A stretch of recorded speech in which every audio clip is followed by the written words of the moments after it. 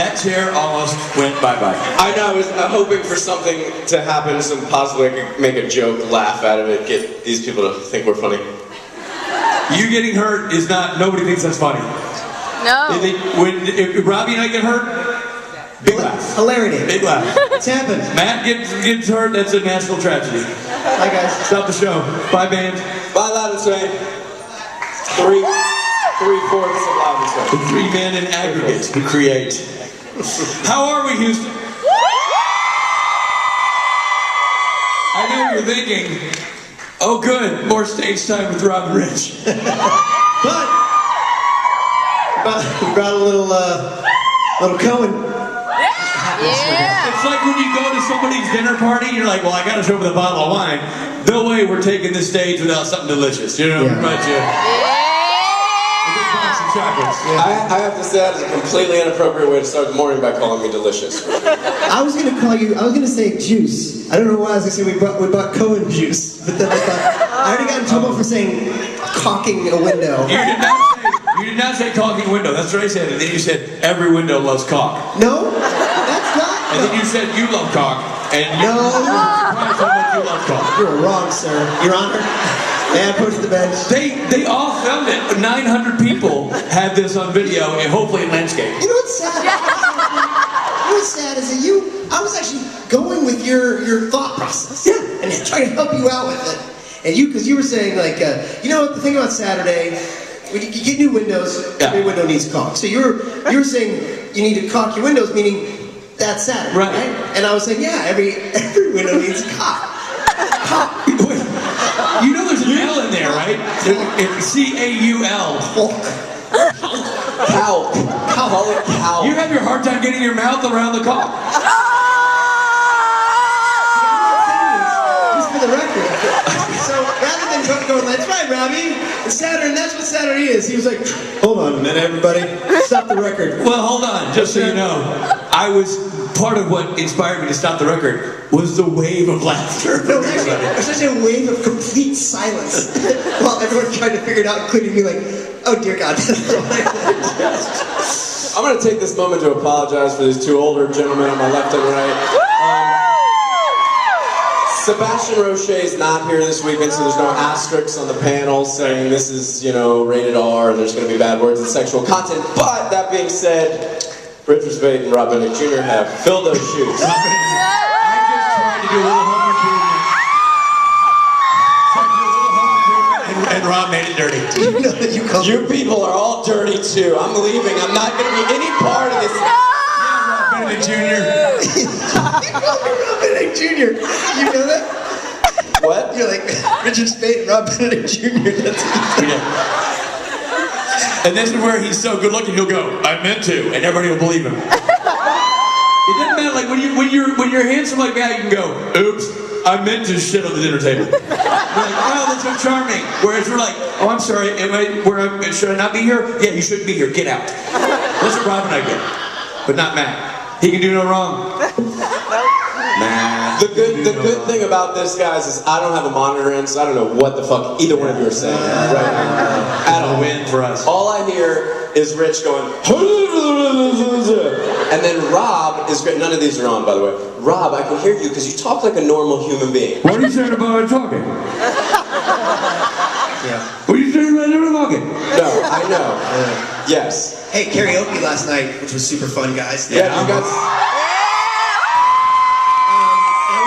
That was funny because he did a whole thing. Oh, when you guys came out on stage, I'm waiting for like my intro, and he was like, I was like, is that Khaleesi? Is he saying Khaleesi? And then I got hit in my mind that you're waiting for me like. I mean, Rich. More. Hey, listen. Yes, sir. Diction is not my thing. Limit to how close the microphone can go to your face. Hey, Richard. And back to the window caulking. Alright, that's, boys. Too soon? Let's keep it clean. Okay. It's still daytime.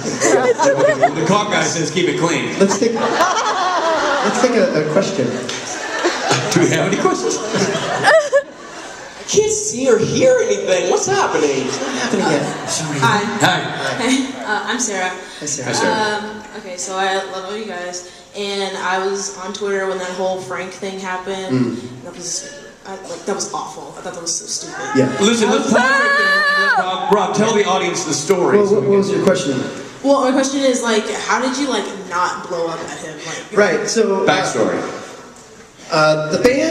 The band sometimes will sort of submit us for certain festivals, certain contests, that kind of thing. And Norton, the drummer, Steve, he does that usually. So basically, we got accepted as part of this kind of contest thing to be on a local radio station in Los Angeles, a morning show, as part of a thing called Stay or Go. And so, I barely knew what it was, and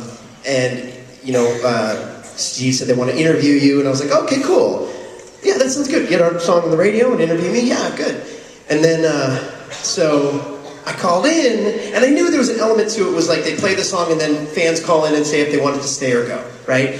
And so I thought, our fan base is so good, and this will be great. And so what I didn't realize is that he's a shock jock. His whole thing is like putting people down. It doesn't matter who, if we were Coldplay, he would have, and he didn't know who we were. You know what I mean? He would have done this. So he didn't know who I was, he didn't know anything, even though I guess Steve sent him my bio that I was an actor and whatnot. Anyway, so we get on there, do this pre-interview, it goes pretty good, and then they play the song. Steve's with me, so I'm like, yeah, play the song, it's great, it's good. Came back, they're like, so what'd you think of the song? Bandaged hand. So they asked the people in the room with them, like, hey, what'd you think of the song? These guys who were guests that day were like, I love it, it's great. And then his co-host, this woman, was like, yeah, it really grew on me. It started weird, and then it grew on me, and I liked it. He said, really? I hated it. And I was like, it was crazy. It was like slap in the face. But I really think that's the show. They think that's funny. Ooh, we have these young new bands on, and we just kind of put them down. I mean, it's dumb, but like that was what happened. And then and then this producer guy comes in. He's like, I'm actually a big fan of his acting. He was like, wait, you know this dude? Like, they thought I was a whatever. And like, you know this guy? He's like, yeah, he's this guy on the computer. And, oh, he's that guy? Oh, wow. Oh, bro, you have a bad voice, man. You can't sing. You should stick to acting. God. But it's crazy. I mean, Love you, Rob! I think... We love you, Rob! Just wait a second, I'm sweating. Finish the story. So, I handled it well. I hung up. It was fine. Wait. So you hung up on the negative? Well, no. Then fans called in. Fans called in and were like, "I love Loud Swing. This song stays." And then they were like, "It's funny because like 2 dudes called in, like, yeah, I didn't like it," and then 2 women called in, like, yeah, I liked it. And he was kind of rude with the women because he was like, "Did you sleep with them, Rob?" And then at the end they're like, so there's a tiebreaker, so you can have like, Peter, John, or Ash. And I knew that Ash is the name of a fan of ours. I was like, I'm gonna go with Ash. So they had Ash on, and she was like, I love God and Swain, and whatever, we won. So then, okay, Rob, congratulations, you won. And then they played Cool If I Come Over, and the producer came back on. He's like, congratulations, dude. And I was like, thanks. And I hung up the phone, and I was like, ah, okay. I tweeted like, wow, thanks for having our back, Loud Sway fans. And then the fans went crazy, just like so busy. Yeah, we did! Yeah! And I had to go in the studio with the band that day, and I gotta be honest with you, like, I was shaken by the whole thing. I do not like to be the center of any kind of controversy in any way, right? So that's the part of it that kind of got me, and I didn't want fans to feel hurt by him, which they were. And I wanted them to know that I was okay. Because like the thing to take away from all this is like, I don't give a shit what anybody says. I know I'm right. Yeah! Woo! Yeah! And that's what we all should think, right? So then Shatner gets involved. So Shatner's like, he's voted stay. He was like, I'm blocking this radio station. They were like, later they said like, he was a guest on our show. And then, Shatner's like, I finally tweeted out later that day, like, because Frank was like, you call off your girls. And I was like, nothing I can do, pal. You're on your own. Good luck to you. And then he was like, Shatner's involved, he's getting into it. And then he was like, you should come on my show to me. And I didn't respond. I'm done now. That's funny. Friday night, I'm done. And Rich calls me that night and said, dude, are you going in? And I was like, Rich, I think I'm done with this. Rich is like, great advice. He's like, dude, you gotta be above it.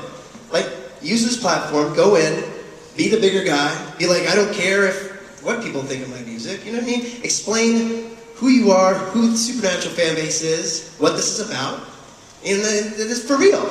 And I was like, okay, yeah, it gives me a fair shot here to, you know. So I said to the guy, look, I'll come back in, but I don't want it to be like bashing Supernatural Fest. I don't want it to be like, with, honestly, Richard's help, you know, here's what you say. And I was like, I don't want it to be Bash Rob and his band thing. He's like, not at all. So I took Rich with me. We went back in Monday morning into the studio. Yeah, I did. Honestly, God, because I tweeted something like, they better have flowers or chocolates. They had like lobster meal for us. They were so sorry. They knew they had awakened a sleeping giant. And they were pissed. I mean, they were like, you know, we're so sorry. The guy said I had a bad voice. He's like, he's in a band. He's jealous of anybody who has talent. You know, he said, you got like one fan. You've got a million. And, you know, really they ate it. And Rich and I felt good about that, especially off the air. But even on air, he kind of tried like, so what's up with the fans? I was like, well, the best fans in the world. I don't know what to tell you. And like I told him about my stroke, and I said it's, you know, it's personal for me now. It's just personal, and it's so I felt like I got a chance. Rich and I afterwards were like, okay, I'm glad I went back in and got, you know. So I don't know. I guess for me the takeaway again is that I love you guys. I would never do anything to try to jeopardize our relationship, and also that I'm fine with or without that guy. I'm fine. Yeah. You know. Yeah. Just for the record. What radio station was it in LA? I'm just asking a question. I should have called you because you would have gone down there. Like, Oh man. It's KLOF 95.5. And he's Frank is like the main. Frank and Heidi. Heidi and Frank. Oh, I know Heidi. And I will, and to Rob's point, I mean, Rob handled it really well. It was, I'm not going to lie, it's handy when Shatner jumps in on your side. I mean, you want him on your side of the teeter-totter. So it was kind of funny, because then I think that's when they realized, what the F? I mean, yeah, we got some fans of the show we don't know coming at us, but Captain Kirk's on this? Because when I first called in Friday morning and they were interviewing me on the phone, they're like, so what's your day job, Rob? The setup was, don't quit your day job, right? Like, what are you, a waiter? What are you? I was like, no, I'm an actor. Oh boy, you're an actor, huh? You know, they just had no idea what this was. And I do think, to Rob's point, that they on their, to speak to their behalf, they actually handled it really well once Rob went back in. They were very, wow, we had no idea about this. Yeah, apparently they didn't know fucking God was in the room. Yeah! Hey, somebody record this right now. So now, I got to tell you the upside of this is that Rob, what happened was, of course, the fan base jumped on the Loud and Swain Robin Dick train, and they won that week's contest in terms of votes. Yeah. And if they continue to do well, I don't know exactly the parameters, but the long and the short of it is, if they end up getting the most votes, Loud and Swain gets a free concert in Los Angeles, California that anybody can attend, and it's a big radio sponsored thing. So that's really cool. Like this negative, and it's kind of a good lesson, like this negative that Rob experienced, he completely reversed the energy and morphed it, and now it's going to become a huge positive. Lemonade. Yeah. So it's great. You know, we went from sort of having an awkward moment on the radio to probably playing a free concert in Los Angeles for any of you people who want to show up. So it's kind of awesome. Yeah! To that, and go to 95.5 KLOS and vote for Loud and Swain. Something else you can do.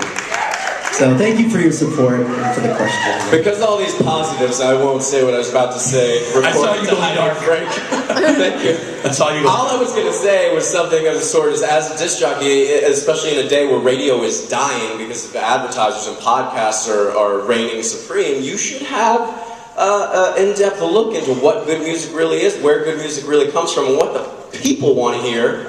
You know, like, pay attention. Pay attention. Don't make a joke out of artists that are great. You know, there's a million artists out there, and there's a whole lot of shitty jokes you could tell on a morning show to get a couple viewers to turn in to listen to the Honda commercial, you know?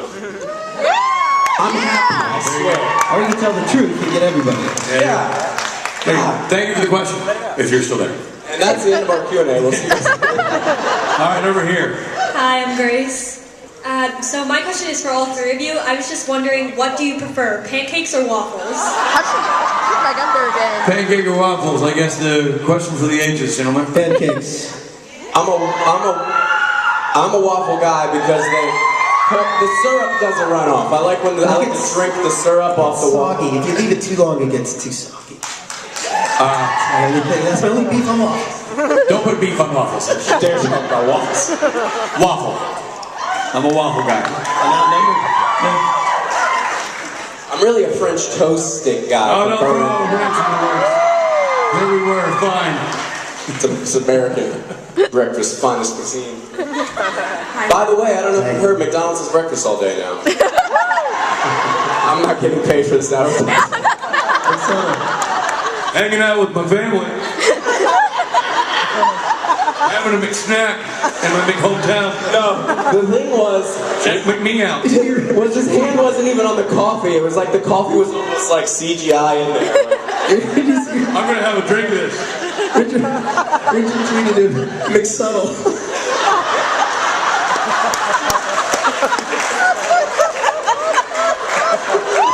Richard definitely won Twitter that day. It was the best tweet I saw all day. Yeah, best twit, that's what I said. I called it a twit. Best tweet by a twit. Like you see, the twit was the message of the guy holding the coffee. It's a joke, we love each other. Hi, I'm Olivia, and I have a question for Matt because I know that you're a new dad. So can you tell me your best dad joke? My best dad joke. Since I have a whole arsenal of them, let me go through them real quick. The Rolodex of dad jokes, just for the A, the B, the C, the D. Let's go with what's really small, cute, has blue eyes, and loves to leak diarrhea out of his diaper. My son! You're welcome for that. It's funny. Is that a dad joke or a dad therapy session?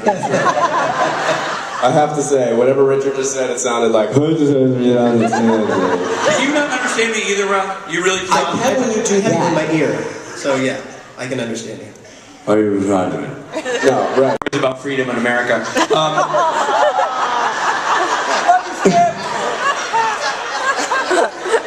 Have a seat while I talk about soldiers. It's good.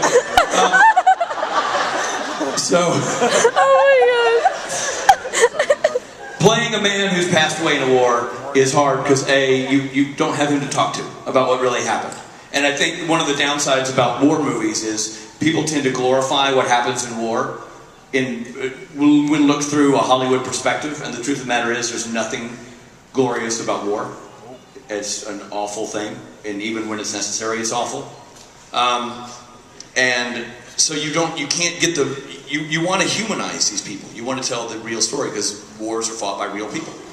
And real lives are lost. So that was the hard part. So I had to talk to other people about Skip Muck, who I played in Band of Brothers. I had to talk to Malarkey and Bill Garnier and all these other real veterans who survived and knew him to try to get the real story on the guy and to find out what he was like. I guess the positive is you're allowed to. I didn't have to sit around and wonder what would Loki do. What would this fanciful made-up character do? I had to look down the gauntlet of what somebody actually did in one of the most tumultuous times in this country's history. That these young guys went and just blindly signed up for a war to go to a country they'd never visited and probably didn't know anything about, to get into an apparatus called an airplane and jump out of it when they'd never actually even flown on one. To think about the amount of bravery that took and the amount of courage it took on their part to sign up for that without hesitation, and to think about what that actually means and what that entails in terms of what am I like, what would I be capable of? Like, I found it to be an incredibly educational self-examination. And I think that in so doing, it affected everything from that point forward. I have an enormous friend group from that show. I have an enormous amount of respect for anybody who wears a uniform in this country and other allied nations. It affected me as a person, as a patriot, and as a father enormously. So there's, I mean, the loss of not being able to talk to Skip was replaced by the gift that he gave me in not only his loss in protecting the freedom of the country, but his gift to me as an individual in making me a better person through what he did when we needed him to do it. Thank you. Yeah! Fun and Skip's family too was it? Yeah, that was cool. That was cool. I'll make this brief, but the family, the Muck family, nobody knew. This is going to shock a lot of you, but the internet wasn't what it is now when we did that miniseries. So you couldn't just Google Muck family and get their address. You actually had to do things like call the Chamber of Commerce and do some legwork. And I tracked them down before we started shooting the series, and they didn't know anything about the miniseries. They didn't know anything about the book, and they didn't actually know how Skip died. So I gave them the book and let them read it through the eyes of a historian because that was the most palatable way to read it. And then just over the course of the series, we became really good friends. They sent me letters that he had sent home. If you've seen Band of Brothers, the scene where I'm in the foxhole talking about swimming the Niagara River is from a letter that they wrote me. They wrote me a letter about how he swam the Niagara River before he went off to war. And I gave it to David Frankel, who was directing the episode. I'm like, this is unbelievable. He's like, let's sit you in a foxhole, just tell the story. Wasn't in the script. They just did that so they could humanize the guy. And Pincala was from the same area, so they just sat, Rick Gomez and Tim Matthews and me in a foxhole, and we just told the story. And interesting tidbit about that story that I found out later was that his buddies were nervous about Skip swimming the Niagara River because it's a very strong river that leads to a giant waterfall, so it's very dangerous. So they had somebody paddle a boat alongside him in case something went wrong. The person they put in the boat to go with him was Fritz Nyland from Tonawanda, New York, which is where this was. And Fritz Nyland was one of the 5 brothers that Private Ryan is based on, and he was the Ryan. They got saved. Oh, wow. So two monumental figures in cinematic World War II history, preserved by Hollywood, were from the same town in upstate New York, and shoved off across the Niagara together. And they built, 4 or 5 years ago, they built a monument at that spot dedicated to all veterans, current and future, and put a little plaque there for Skip and for Fritz, and this interesting stories. Yeah! As these guys know, I could talk all day about it. That's a great story. I remember the first time you told us about that, man. That's such a mind-blowing thing. The whole foxhole and you telling the story of the letter he wrote to you. That was the thing I think what made Band of Brothers work really well is that they tried to de-Hollywood it as much as possible. They never told us where the cameras were. Right. Tom Hanks came to speak to us when we all got hired. We were in the barracks in England, and he said, "We're not making a war movie. We're filming a war. You just go fight it. You just listen to your commanders, do your movements, do what you're supposed to do, and let us worry about capturing it on film and putting it together." And I think that paid off in the long run. I think they did a great job. Yeah! Hi. Hi. Sorry. Right? Isn't he hot?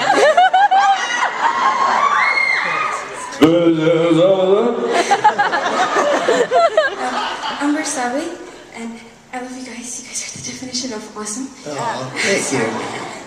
My question is for Rob. Yeah. I love Loud and Swing and the whole of your music. And I was wondering, which one do you enjoy more? Acting or playing music? Is that what you're saying? Do you enjoy working in the studio, making music more, or do you enjoy playing on stage in front of? Thank you for the question. I like the band. Thank you. Go give that girl a hug. She's freaking out. Calm her down. The poor thing is like, Rob's like, hey, let me tell you all about me. I'm kidding. Dear you, not like this. Not today.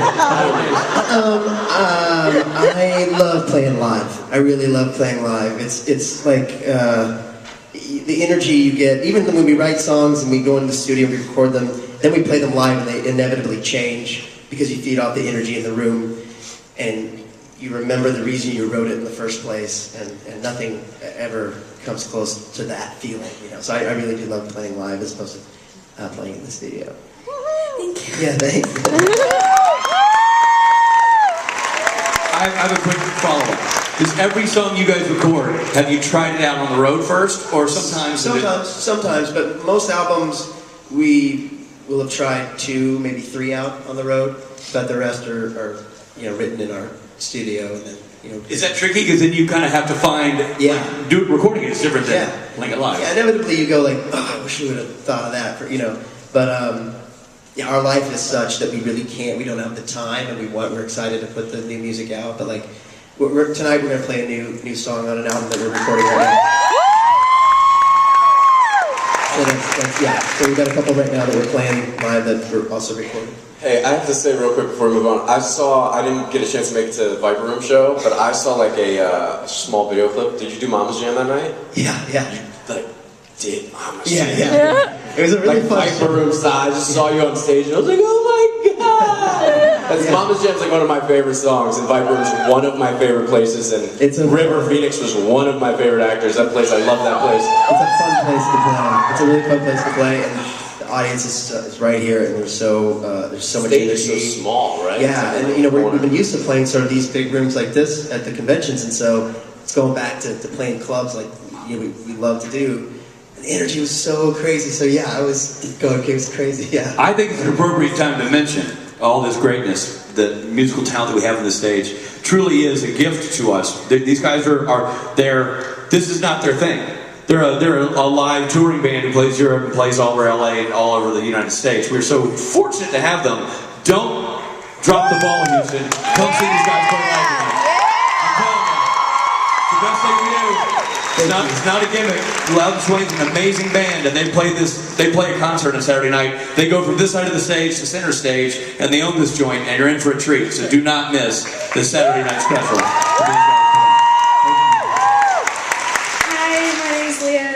I love you guys. You guys make my day.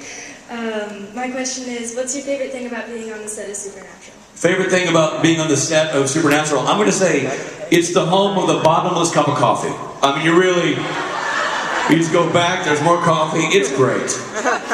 Guys? There are a lot of bottoms. You made it dirty again. Well, whenever I hear you say bottom, I really enjoy just that I've worked for a while and I've been on different sets. There are a few sets that there's a camaraderie, there's a family going on, and it was like that when I was on Felicity, and I didn't experience it again until I was on Supernatural. It's a real family, and it's a joy to go to work on that show, I think. I love, what's the truck called? The Green Machine? Yeah. The lunch truck? Yeah. Oh man, they have the best catering. That and just being on the set of Supernatural, it's just fantastic. We've all become like a little weird fraternity of Yeah, and so much of the crew, it's the same crew as when we first started on the show, since season 1, and so yeah, they just all know each other, and they've got a huge experience when you direct it. That there's a what am I trying to say? Secondhand. Oh, they're a well-oiled machine. Yeah, for sure. And there's like a language, right? There's just like. It's cool how much we all know the crew, given the fact that we're really not on the set that much. Right. Yeah. And we're super close to a lot of the crew members. It's pretty unique and awesome. And again, the coffee. It's just, we go all day. It's bottomless. Okay. So this question was asked last year, but I'm kind of changing it a little bit. So, because you three have such incredible chemistry, who would you F, marry, or kill between you three? Well, it's easy because I would kill me, I guess. Probably, I guess I'd F Matt and marry Rob. And then I'd dig up Matt's body and F him again. You know what I mean? I would just keep F and Matt. Can I continue? Is it like F, kill, marry, F, FFF, go home for a little bit, go back and FF? You know what? And then on a road trip. As your husband, I don't like this. Who are you married to, me or Matt's corpse? I bring you home to bacon. Anyway, I'm not sure how Matt ended up dead in this scenario. I killed myself. Did you? Oh. No. I messed up, yeah. It's F, Mary, necrophilia. So you're killing yourself, right? Yeah. If you just go marry him already. That's the problem. When I kill myself, I can't after marry anything. There's a flaw in your system. I know, it's true, because as much as I want to kill Rich, I gotta kill myself and marry Rich and have the night of my life. 6 angry minutes. Matt, really, this is the... I know that something funny was just said, but I couldn't again hear it. I said, did you hear me say what I said? Yeah, I can And hear he said about my night with you was 6 angry minutes. It's like translating. And that would be 3 times, back to back to back. This answer is just it's so easy. Yeah, I killed Rich, I'd marry Rob and fuck myself. Either way, I'm getting a spouse out of the deal. This is not Sebastian Roche's panel. No more F-bombs, guys. I'm feeling awkward about it. I have a 10-month-old and he might watch us on YouTube. Hi, I'm Annika. Annika. Hi. And my question is, what is your favorite fan experience at the convention? Like, overall? Our favorite fan experience. Is that right? Fan experience overall? For me, it's every Saturday night since we've been playing this concert. There's always a moment every Saturday night where I'm surprised and overwhelmed by the love and energy in the room. Even in Jacksonville 2 weeks ago, like I sang the song "She Waits," and people had these lights out. It's beautiful, and it was like literally just broke my heart. It was so amazing. So yeah, that for me is those moments Saturday night. We could pick from a lot. I mean, because of for all the joking and laughing we all share during the weekends, the things that stick out to me are the things that supersede that. When Thank you so much for the mic. I can hear everything you're saying. it supersedes that and it becomes something extra special, like you talked about that. I remember Rob and I hosted the Comic-Con panel. And in the middle of a 6,000 person hall, all of a sudden these Always Keep Fighting candles came up. Remember that whole... It's a truly amazing thing. Yeah. The philanthropic efforts demonstrated by you, by the charities you guys support and the love you guys give to those around you in the community you've built, it's a pleasure to be a witness to it. It's a wonderful spectator of sport to watch you people do what you do and do it so well and so lovingly. So I think that's the... And some of the artwork that's done, and I'm overwhelmed sometimes by the. I think there's a massive emotional connection between us as a group of guys doing these things and them, and I think that's kind of the payoff with the artwork, with the music, with the support, with the candles. There's an emotional connection, and like anything in life, if you're connected to it, it feels great, right?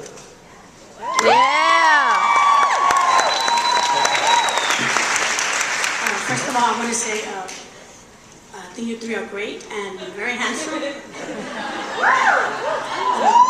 Question is for Richard. Yes. You let your hair grow a little longer and a beard.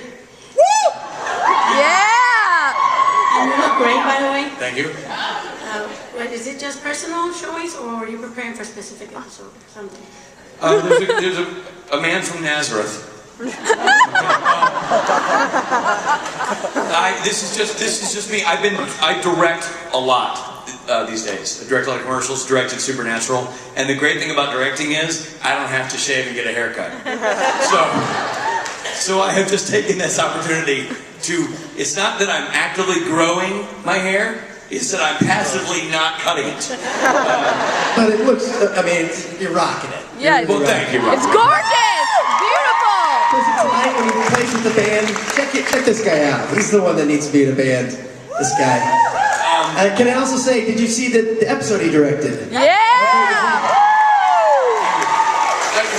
I also want to say something else about you and your hair. Oh, what if you play Jesus? When you say that, what if, like the biopic where you play Jesus? What?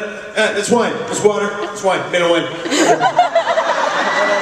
What else? What do you got? You're not sick. You're not sick. You're healed. Check yourself out. Leper? What are you, leper? All better. You're cured. Let's go. Let's do this.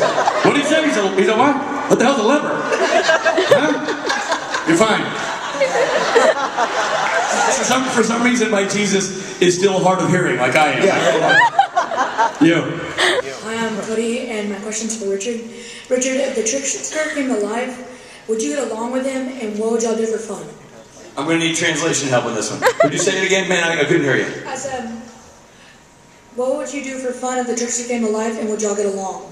What would I do if the trickster came to life? And you're driving along with him? And we were on a road trip together? No, what would y'all do for fun? Oh, what would we do for fun?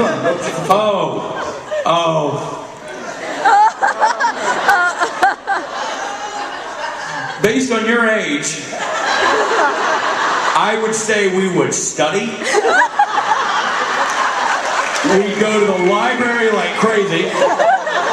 And when we were feeling crazy, we'd just get some kale and some chard and Brussels sprouts, and we'd just eat our greens. Thank you for your question. Hi, my name's Patty. That kid thinks you are the biggest loser on earth now. I just have to say. I actually had a question about Richard's band. If you guys got back together, Fusion Pope, which Loud and Sweet song would you guys do? If my band from 1993 reassembled. I was born that year. 95. Someone said I was born that year. And believe me, the band looks every day of those years. Like your father. Oh my God. We would, if we were covering a Loud and Swain song, really what you're asking me is what is my favorite Loud and Swain song in a way. If you could play one. I would.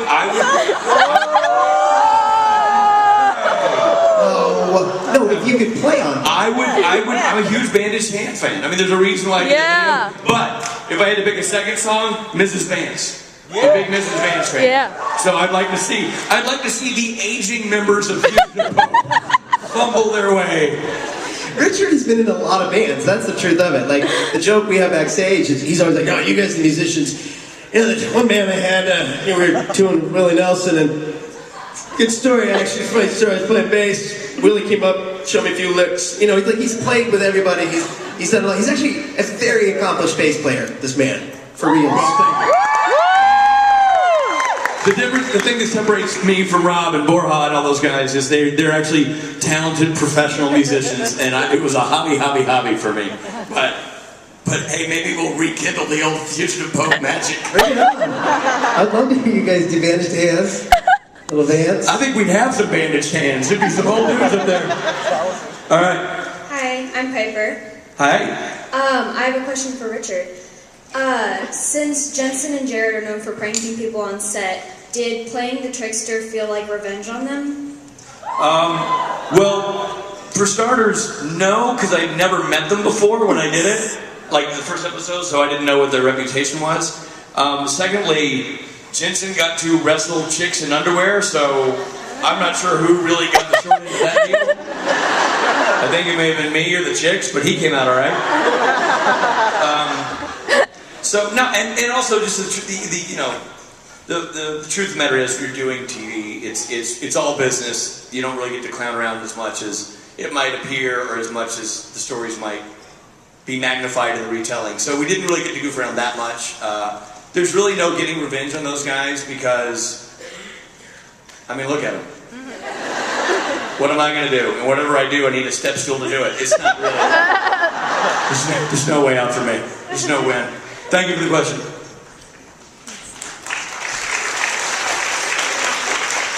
You guys are so polite out there. Clap after every answer. Okay. We love you.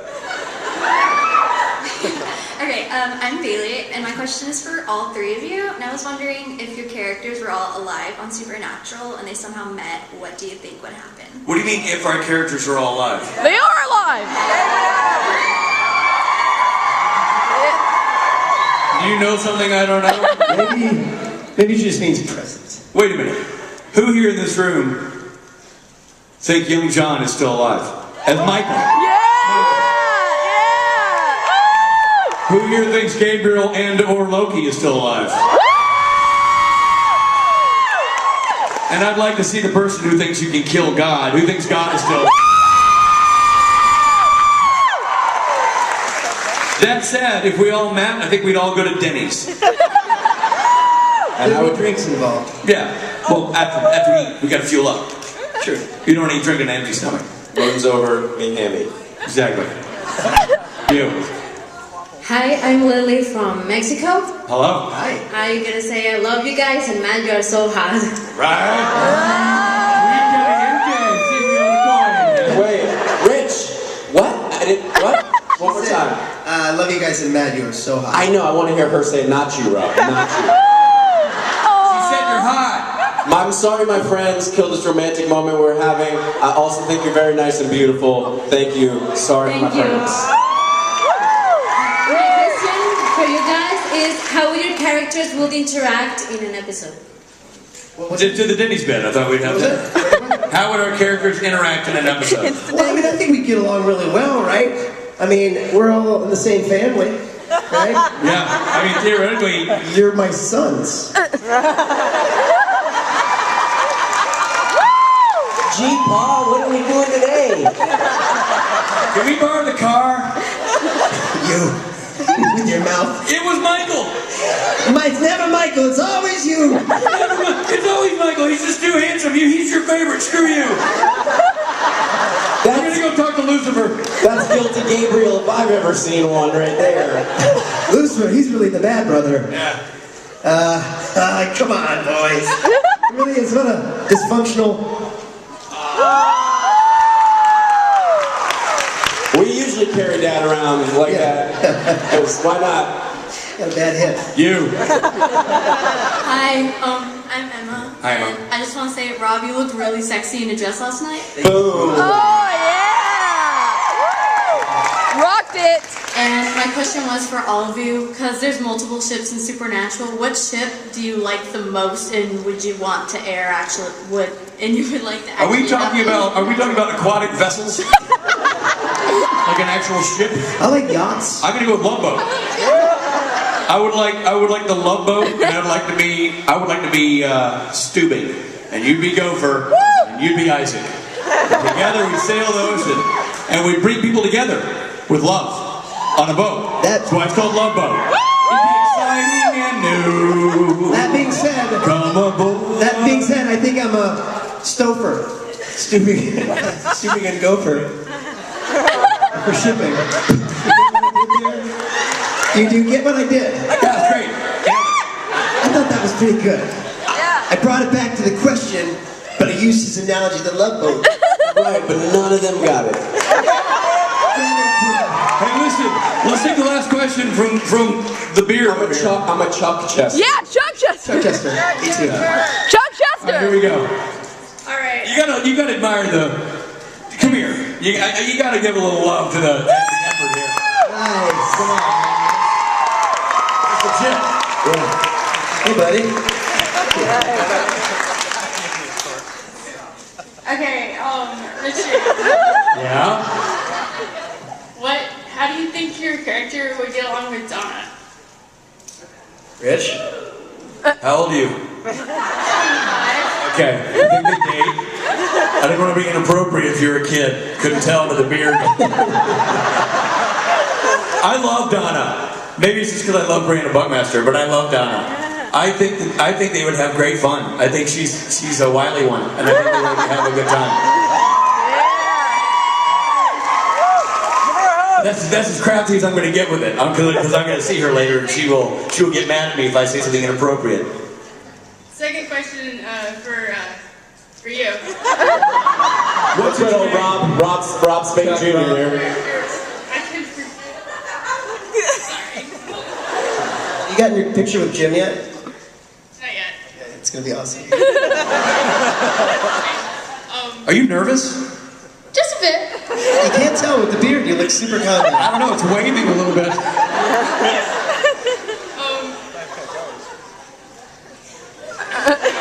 Yeah, it happens. You had a question for Rob? Something Rob? Would Rob have a relationship with anyone? Listen, we'd all love to eat donuts. I'd like to be in with the Donna thing. I mean, yeah, we'd all like to get into the Donna thing. That's what it was? No, it wasn't, but it's cool. Yeah. In the back seat of that cop car. What's the Donna and God ship? Donad? didn't make any sense at all. I love how you're trying to process it. It's fine. Kirby, duck or chana. Or dodge. Or gonna. Yeah!